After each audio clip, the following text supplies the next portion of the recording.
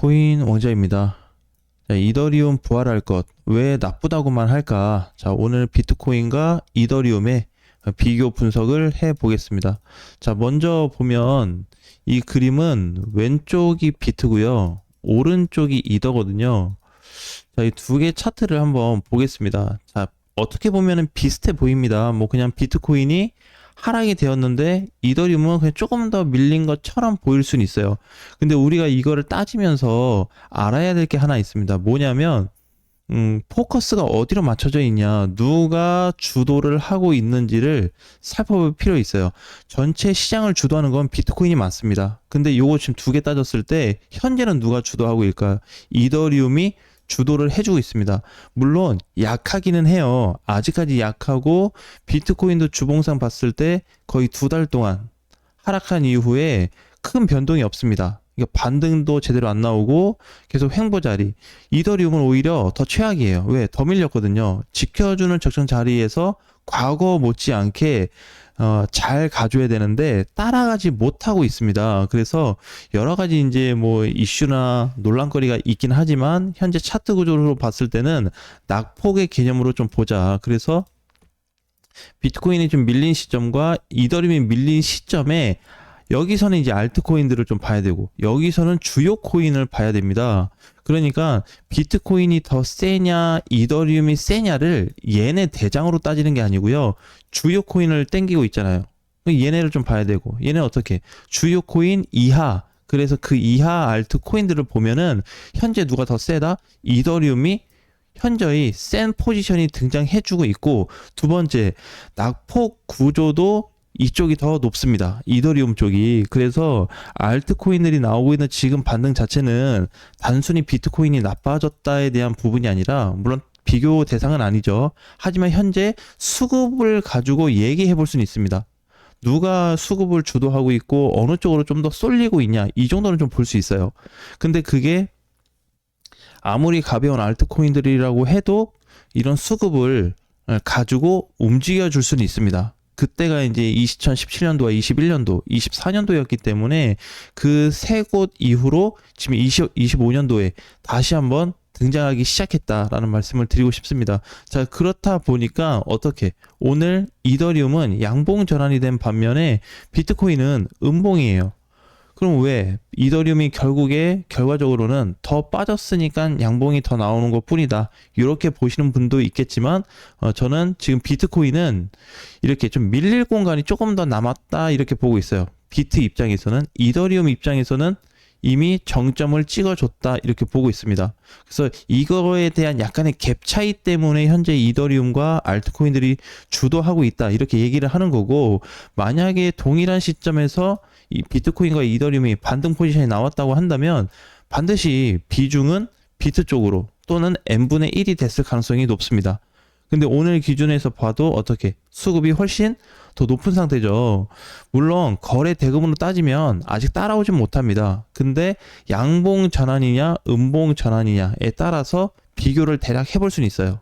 그래서 그거에 대한 가격이 좀 나타나고 있는 거고, 그럼 비트코인은 이제 공간적으로 봤을 때는 1억 1600에서 1억 1500 선까지는 이렇게 이제 공간이 좀 남아 있거든요. 그래서 이제 이 공간을 메꾸고 나서 주 타이틀이 바뀔지는 모르겠지만 현재 위치에서는 이 정도 하락폭이 나타납니다. 근데 이제 중요한 게 비트코인이 여기서 이 정도의 하락폭이 나타났다는 거는 누구? 주요 코인들이죠. 뭐 리플, 솔라나, 에이다 이런 애들, 그런 애들이 어떻게? 그런 애들도 밀릴 공간이 현재 존재한다 이렇게 봐야 됩니다. 그래서 매치가 되거든요. 그 반면에 이더리움하고 어떻게? 주요 이 알트코인들하고 일치가 되고 있습니다. 반등, 이더리움 찍고 반등 자리, 알트 찍고 반등 자리. 자, 근데 이거하고 오늘 주제하고 뭐가 차이가 있냐? 그러니까 우리가 이 전체 틀을 좀 알아야지 이더리움이 살아날 거에 대해서 얘기해 볼 수가 있는 거예요. 자, 그러면 근본적으로 이제 다시 이더리움으로 돌아가서 주봉으로 놓고 봤을 때 좀 달라진 부분이 없지 않아 있습니다. 그 과거에 이제 수급이 들어오고 나서 여기였죠. 한번 지켜줬었고, 두 번째는 여기였는데, 이 시점이었는데, 이 시점 때 팩트는 뭐였냐면 단순하게 우리가 알고 있는 그냥 강세, 상승이 아니었습니다. 일종의 한 사이클을 또 바꿔주는 위치였어요. 이게 일부 알트코인들은 없습니다. 이게 그러니까 비트코인하고 이더리움하고 리플, 솔라나까지는 해당이 된다고 봐요. 제 기준에서는. 그래서 얘네가 24년도 초에 돌파를 만들어주고 나서 내려오긴 했는데 결국 이 기준가는 어떻게 지금 현재 깨트리지 않고 있다라는 게 차트상에서 드러나고 있는 거죠. 그렇죠? 그래서 이게 지금 알트코인들한테도 동일한 포지션이 나타나고 있습니다. 근데 오늘 보면은 알트코인들 올라와요. 올라오는데 뒤에 떨어지고 있는 코인들은 그렇게 하락이 사실 크진 않습니다. 일봉으로 보면 자, 카브도 뭐 급등하고 나서 이제 조정이고 크로노스도 최근에 상승하고 나서 조정이죠. 그래서 뭐 바닥을 다시 깨고 내려가는 이런 코인들은 없어요. 그냥 기존에 올라갔던 거 약간 반납 정도 다시 자기가 올라가줬던 또는 밀려줬었던 그 시가 자리 있죠. 그냥 그 정도에 다시 내려온 정도밖에 안 되지 완전 붕괴를 주고 계속 추가 하락으로 가는 애들은 없습니다.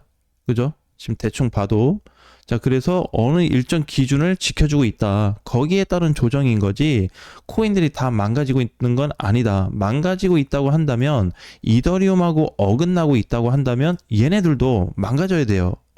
양봉을 나타낼 수가 없습니다. 근데 아까 얘기했던 대로 뭐 이더하고 알트하고 동일한 포지션이 등장해 준 거죠. 항상 동일하진 않는데 이번 사이클은 이게 맞아 떨어지고 있다는 겁니다. 그래서 약간의 분리감이 생길 수 있다. 누구랑? 비트 계열 애들하고 주요 코인 애들하고 이더하고 그 이 알트코인들하고 분리감이 좀 생길 수 있겠더라라고 보는 겁니다. 지금 시장 자체를. 근데 이거 지속성이 있습니다. 만약에 뭐 예를 들어서 이더리움이라고 했을 때 그냥 오늘 뭐 어떻게 하다 보니까 뭐 찌끔찌끔 올라서 양봉을 켜줬는데 이거 가지고 좋다가 아니라 벌써 시세 차이가 나고 있다는 거죠. 이게 이제 첫 번째고 두 번째는 단기로 이렇게 올라가서 밀렸다가 횡보 나왔는데 단기로 이만큼 올라가서 끝날 가능성은 크지 않습니다.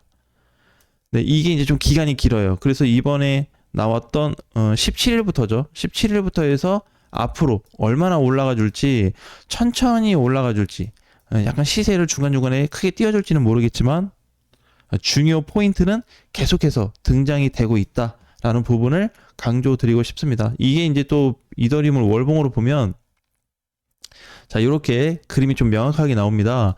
제가 봤을 때 솔직히 그래요. 솔직한 거는 이더리움이 시장을 얼마나 땡겨줄지는 모르겠습니다. 그러니까 어느 정도 많이 밀려가지고 내려와 주긴 했거든요. 얘도 반등을 줄 거예요. 반등을 줄 건데 항상 우리가 이제 대형 코인부터 해서 소형 코인까지 따지고 보면 뭐가 달랐죠? 정확해요. 이거 정확해. 100%뭐 퍼센테이지. 상승률이 달랐죠. 상승률. 대형 코인들은 시장 대비 크게 차이 안 나고요. 얘 10% 가면 얘도 한 15% 정도, 20% 같고 중형 애들은 한 20% 이상, 소형 애들은 30% 이상. 그러니까 얘가 어떻게 이더리움이 그냥 많지 않고 요 정도만 올라오더라도 혹시라도 400이 왔다 그러면 알트코인들은 어떻게 더 큰 시세를 주고 있다는 거예요. 그래서 일단은 비율이 지금 똑같기 때문에 혹시라도 이더리움의 이번 반등이 한 400이 왔다 그러면 웬만한 알트코인들은 24년 연말 고점 아니면 24년 초반 고점까지 갈 수 있습니다. 24년 초가 이렇게 돼서 24년 연말 이렇게 됐거든요. 그러니까 최소한의 여기를 찍어주든지 여기 정도는 올라갈 걸로 보여지고 있어요.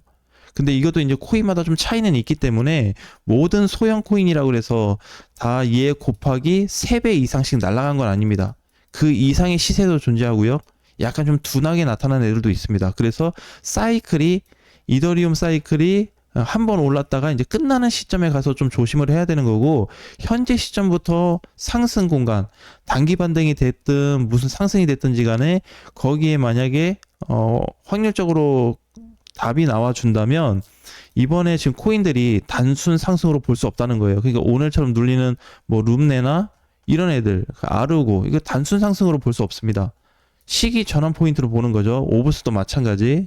그래서 이러한 포인트를 다 쥐고 있는 게 이더리움에 들어있다라는 말씀을 드리고 싶습니다. 그러면 어떻게 알트코인들도 상승이 좋을 텐데 이더리움도 단순 상승으로 끝나지 않을 거다라는 말씀을 다시 한번 안내해 드리고 싶습니다. 자, 이거는 시세가 나와야 되는데 우리 당분간에는 누가 더 세고 잘 올라가냐 이것보다는 과연 비트코인과 이더리움이 얼마나 선을 갖고 경쟁을 좀 할 수 있는지, 그 다음에 앞으로 흐름이 비트코인은 좀 더 빠질 수 있다고 했는데, 그러면 비트코인이 좀 더 눌리거나 못 갈 때 이더리움이 어떤 반응이 나타나는 것까지 같이 한번 검토를 해봤으면 좋겠습니다. 다음 시간에 뵙겠습니다.